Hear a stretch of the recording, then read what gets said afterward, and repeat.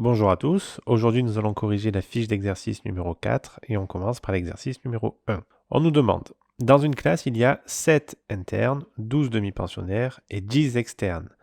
La moyenne en mathématiques du premier trimestre est de 11,2 pour les internes, 10,8 pour les demi-pensionnaires et 10,4 pour les externes. On nous demande de calculer la moyenne de la classe. Alors ce qu'il ne faut pas faire déjà, c'est simplement additionner les trois moyennes que l'on a ici, ici et ici, et le diviser par 3. Ça va vous donner un résultat qui est faux. Pourquoi est-ce qu'on ne peut pas faire ça? On ne peut pas faire ça parce que les effectifs de chaque groupe ne sont pas égaux. S'ils étaient égaux, on aurait pu faire ça. Là, ils ne le sont pas, donc on ne le fait pas. Donc le plus simple, c'est de résumer ces informations-là dans un tableau. Donc le calcul pour calculer la moyenne ici qu'il faut effectuer, c'est petit m égale, donc valeur fois effectif, 11,2 multiplié par 7, plus 10,8 multiplié par 12, plus 10,4 multiplié par 10. Et tout ça, on va le diviser par la somme des effectifs total. Donc là, on voit qu'il y en a 29 au total, donc on met 29. Et ce résultat-là nous donne une moyenne d'environ 10,76. On passe à l'exercice suivant. Donc dans l'exercice 2, on nous dit qu'une entreprise produit des dosettes de café. Une dosette doit théoriquement avoir une masse de 8 grammes. Pour vérifier la qualité du produit, on prélève un échantillon de 50 dosettes et on relève la masse réelle de chacune. Donc on nous demande de calculer la moyenne de cet échantillon. Donc là aussi, pour aller un peu plus vite et que ce soit un tout petit peu plus lisible, vous pouvez faire un tableau.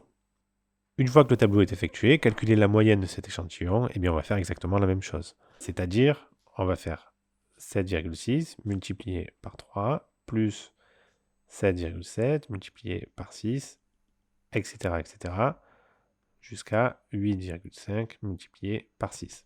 Et tout ça, on va le diviser par le total des échantillons. Donc là, vous calculez soit la somme des effectifs, soit vous êtes confiant et vous mettez qu'il y en a directement 50. Donc la moyenne ici, elle est égale à 8,072 grammes. Ensuite, on nous demande de déterminer l'écart type de cet échantillon. Donc l'écart type, on revient dessus, ça va être quoi? Alors, petit s écart type sera égal à la racine carrée de la variance v. Donc on va d'abord calculer la variance v. La variance v, c'est quoi? C'est l'effectif, donc 3, multiplié par la valeur, donc on va prendre la première valeur, 7,6 moins la moyenne, 8,072, au carré, plus l'effectif de la deuxième valeur, 6, multiplié par, entre parenthèses, 7,7, moins la moyenne, 8,072, le tout au carré. Continuez comme ça jusqu'à la fin, et vous divisez par le total, c'est-à-dire par 50 dosettes. Donc la variance, elle est égale à environ 0,077. Et l'écart type, lui, il est environ égal à 0,277. Voilà, donc là, nous avons notre écart type.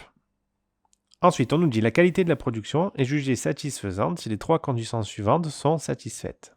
La masse moyenne d'une dosette de l'échantillon diffère de la masse théorique de moins de 0,1 g. Donc ça veut dire quoi? Ça veut dire que la différence entre la masse moyenne et la masse théorique, la masse voulue du moins, elle doit être inférieure à 0,1 g. Et donc notre masse moyenne ici, elle est de 8,072 g, moins la masse totale, 8. La différence entre les deux est donc de 0,028 g. Ce qui fait que la première condition est satisfaite. La deuxième condition, on nous dit au moins 95% des données de l'échantillon appartiennent à l'intervalle 0 moins 2 fois l'écart type et 0 plus 2 fois l'écart type. Donc ce qui fait que l'intervalle ici se réduit à prendre toutes les valeurs, toutes les masses de dosettes qui sont comprises entre 7,446 grammes et toutes les dosettes qui sont comprises entre 8,554. Voilà, donc là, qu'est-ce qu'on voit? On voit que notre valeur la plus petite, elle est de 7,6. La plus grande, elle est de 8,5. Donc forcément, toutes les valeurs sont dedans. Donc ici, sans faire de calcul, ici, je sais que j'ai 100% de mes dosettes qui sont comprises, non pas 95. Donc cette valeur-là est aussi vérifiée. La deuxième maintenant. Au moins 65% des données de l'échantillon appartiennent à l'intervalle 8 moins S et 8 plus S. Donc S, je vous rappelle, c'est l'écart type. Donc pour la deuxième question, on va recalculer l'intervalle.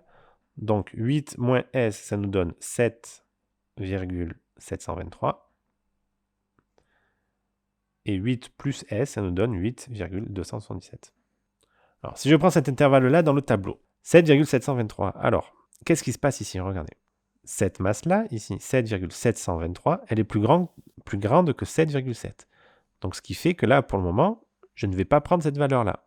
Je vais partir de 7,8, ici. Je pars de 7,8 et j'arrive à 8,2. Pas 8,3, parce que 8,3, c'est plus grand que ça. Donc je prends toutes ces données-là. Donc là, on va simplement calculer combien j'ai de dosettes qui sont comprises entre 7,8 et 8,2. Donc j'en ai 4, plus 7, plus 6, plus 4. Ça me donne 25 dosettes.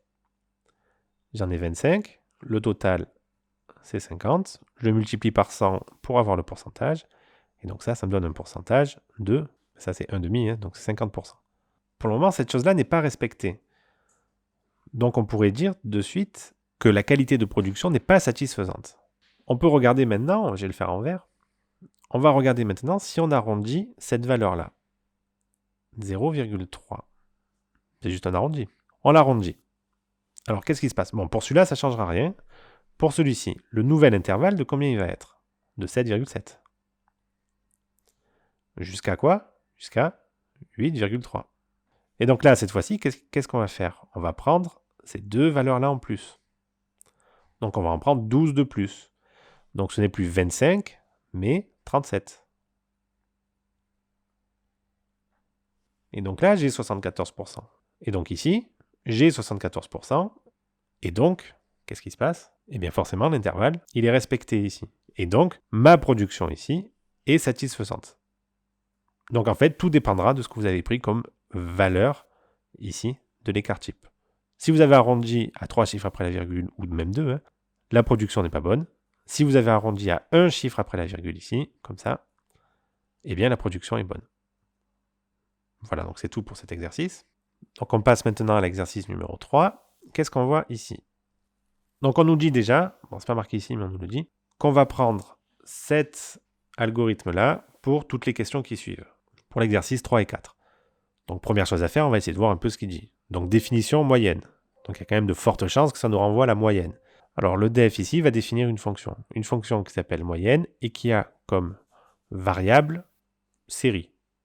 Donc on nous dit que n, grand N, est égal à ln série. Cette instruction-là, len, elle va nous renvoyer la longueur, le nombre d'éléments qu'il y a dans une liste. Donc série doit être une liste. Donc on peut le marquer ici déjà, c'est une liste. Ensuite, donc là ça nous renvoie le nombre d'éléments qu'il y a dans la liste.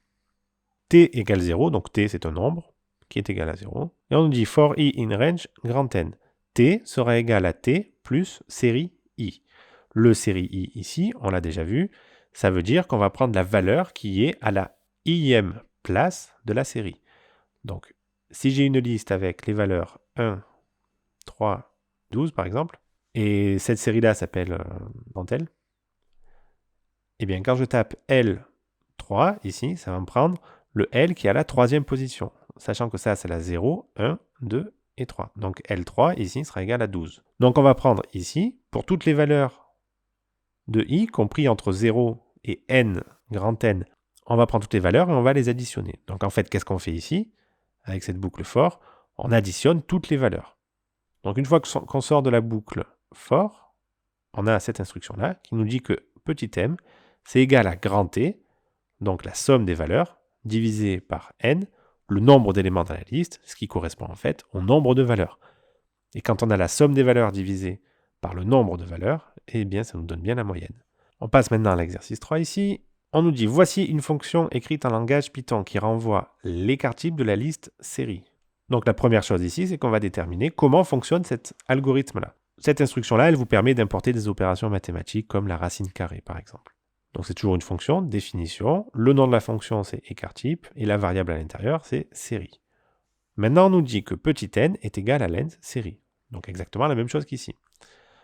Alors, on a utilisé la même variable ici parce que tout simplement, je vous le rappelle, cette variable-là, n, elle est définie que dans la fonction moyenne. Elle n'est pas définie à l'extérieur. Ce qui fait que pour l'écart type ici, le grand N ici, c'est une nouvelle variable. Ensuite, on fait petit m égale moyenne série. Moyenne série, si vous remarquez bien, ça fait appel à cette fonction-là. Donc en fait, ce qu'on peut faire dans des fonctions, c'est faire appel à d'autres fonctions.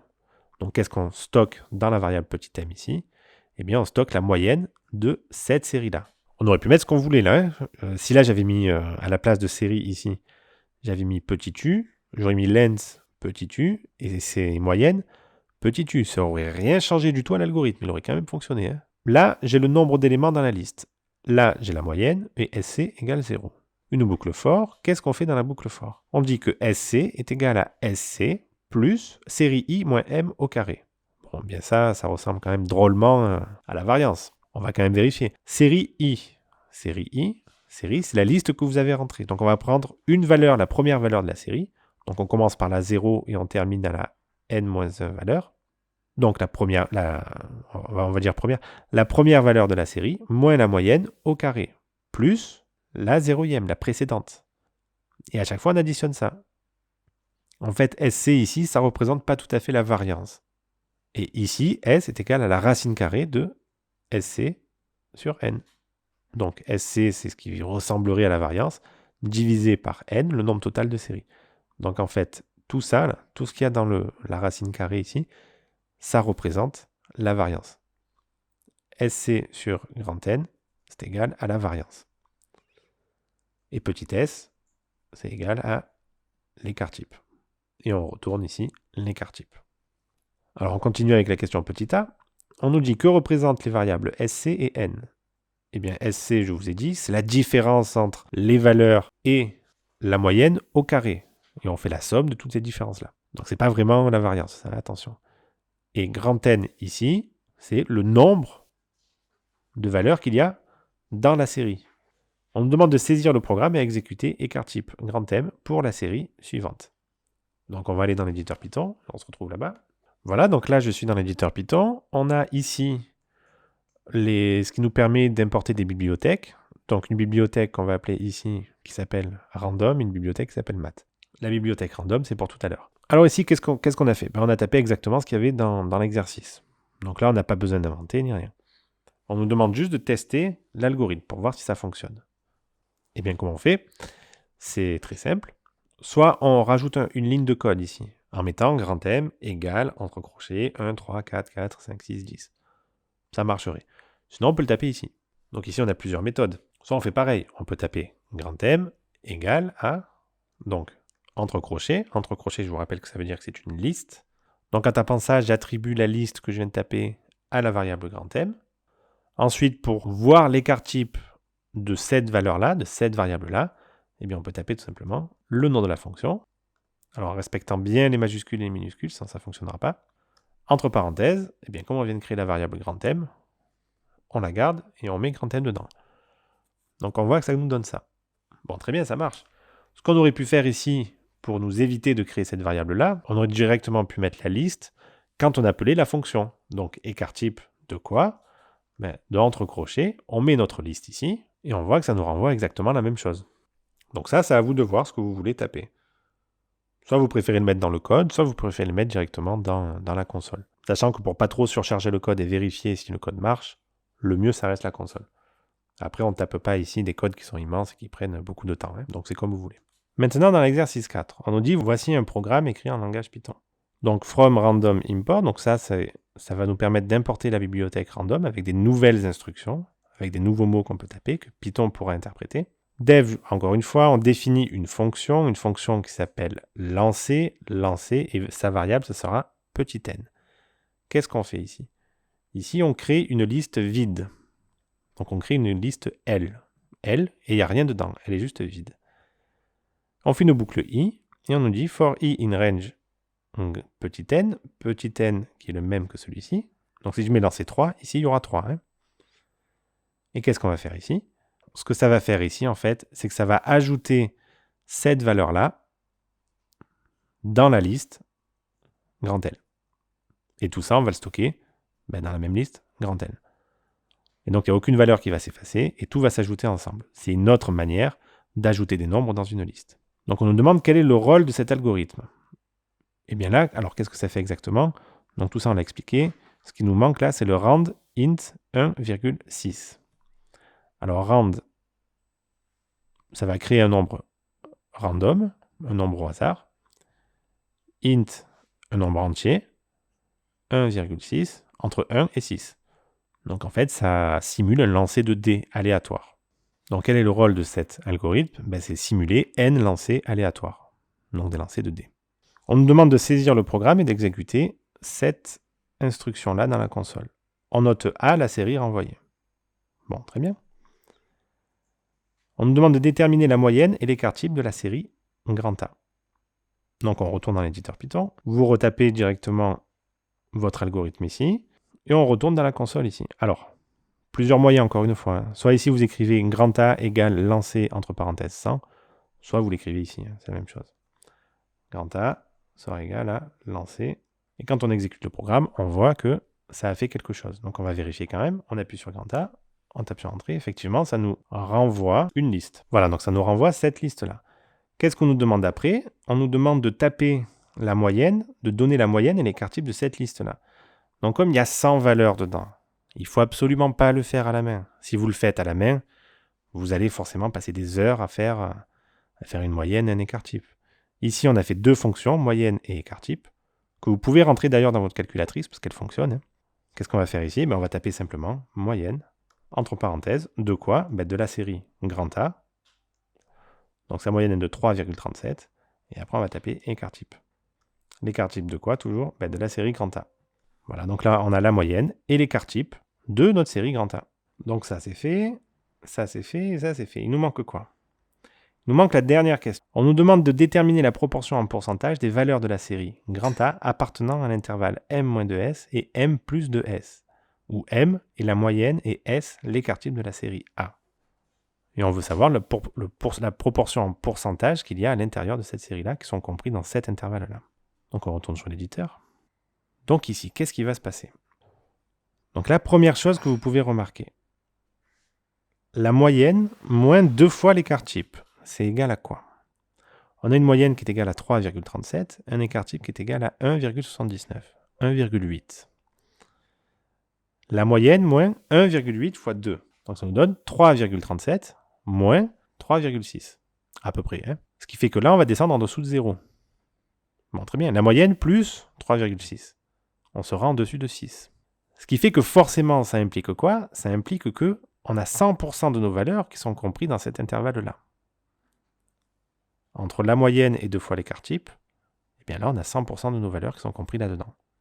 Voilà ce qu'il fallait marquer. Voilà, donc on a répondu à ça. Ici, on sait directement que c'est 100%. On passe au suivant. Ici, qu'est-ce qu'on nous dit? On nous dit lors d'une étude clinique, on a constitué 2 groupes A et B, 2 patients de plus de 30 ans. On a donné un médicament contre le cholestérol au groupe A, donc celui-ci, il a eu un vrai médicament, et un placebo au groupe B. Le groupe B, il a eu un mauvais médicament. Voici les résultats des analyses de taux de cholestérol en grammes par litre. Donc ça veut dire grammes par litre. Pour chaque groupe. Donc ici, déjà, qu'est-ce qu'il faut faire? Eh bien, on voit ça ici. Comparer l'efficacité du médicament à celle du placebo. Donc, ce qu'on va faire ici, c'est qu'on va calculer moyenne, médiane, quartile, pour voir un peu ce que ça donne. Donc, j'ai d'un côté le groupe A, qui lui a reçu le médicament contre le cholestérol. Il a une moyenne qui est égale à 2,48, donc grammes par litre de cholestérol. Une médiane qui est égale à 2,4. Un premier quartile qui est égal à 1,2. Est égal à 2,2, et un troisième quartile qui est égal à 2,7. J'ai un groupe B qui a eu le placebo, attention, qui lui a une moyenne qui est égale à 2,8, une médiane qui est égale à 2,8 aussi, un premier quartile ici qui est égal à 2,5, et un troisième quartile qui est égal à 3. Alors, qu'est-ce que ça veut dire tout ça? Comment est-ce qu'on peut interpréter ça? On aurait pu faire l'écart type aussi, hein. Ça ne nous aurait peut-être pas donné beaucoup d'indications, mais on aurait pu le faire quand même. Alors, qu'est-ce qu'on voit ici? Comment on peut interpréter ces résultats-là? Donc déjà, la moyenne ici, bon, c'est assez simple. La moyenne du taux de cholestérol des personnes qui ont pris le médicament est moins élevée que celle de ceux qui ont eu le placebo. Donc à première vue, on pourrait se dire, tiens, le médicament est efficace. Sauf que ça ne suffit pas à déterminer si le médicament est efficace. Pourquoi ça ne suffit pas à déterminer ça? Simplement parce que si vous avez 2,48 de moyenne, vous pouvez avoir un groupe de personnes avec un taux de cholestérol très faible, de 1, et un taux de personnes avec un taux de cholestérol très élevé. Et donc ces personnes-là qui ont pris le médicament, l'efficacité n'est pas bonne. Donc ce qu'on va voir, en fait, ce qu'on essaye de voir, c'est comment est dispersée notre série ici. On va essayer de voir comment, en fait, sont répartis ces taux-là. Et donc là, vous avez une bonne indication ici. On sait qu'au moins la moitié des personnes ont 2,4 grammes de cholestérol dans le sang ou moins. Et on a les 3/4 qui en ont moins de 2,7. Donc voilà, donc ça veut dire qu'au moins 75% des personnes ont un taux de 2,7 grammes de cholestérol ou moins dans le sang en prenant le médicament. On peut faire une autre chose, c'est l'étendue. On peut calculer l'étendue, petit e par exemple. Donc ça va nous donner la différence entre la valeur la plus haute et la valeur la plus basse. L'étendue ici de 1,2 et l'étendue dans le cas 3, elle sera de... Donc cette étendue-là, qu'est-ce qu'elle nous permet de dire? Eh bien, elle nous permet de dire qu'on n'est pas dans cette situation-là en fait. Qu'on n'est pas dans un cas où on a un taux de cholestérol qui est complètement énorme en fait pour quelques patients, qui nous fait augmenter la moyenne. On est dans un taux, dans un cas où on a une différence entre le taux le plus bas de cholestérol et le plus haut de 1,2. En fait, ça suffit pas tout seul à déterminer la dispersion en fait de votre série. Si vous avez une étendue qui est égale à 1,2 par exemple, qu'est-ce que ça peut vouloir dire? Eh bien, ça peut vouloir dire que la première valeur ici, eh bien, elle est très haute. Si j'avais pris par exemple 8 grammes de cholestérol, et là je prends ma valeur 2, 9 grammes de cholestérol. Eh bien ici, ils ont un taux de cholestérol énorme, et pourtant mon étendue ici, elle est que de 1. Donc cette valeur-là toute seule, elle ne suffit pas à déterminer si le médicament est efficace ou non. Il a besoin d'être accompagné de toutes les autres choses. Et donc on peut voir ici directement, aussi, donc la médiane ici 2,8, donc elle est déjà plus élevée qu'ici. Ça veut dire quoi la médiane? Ça veut dire que au moins 50% des personnes ont un taux de cholestérol inférieur ou égal à 2,8 grammes. Tandis que dans la série numéro 1, la série A, j'en ai 75% qui ont un taux inférieur à 2,7. La différence est quand même non négligeable. Donc qu'est-ce qu'on peut dire? Oui, le médicament est efficace.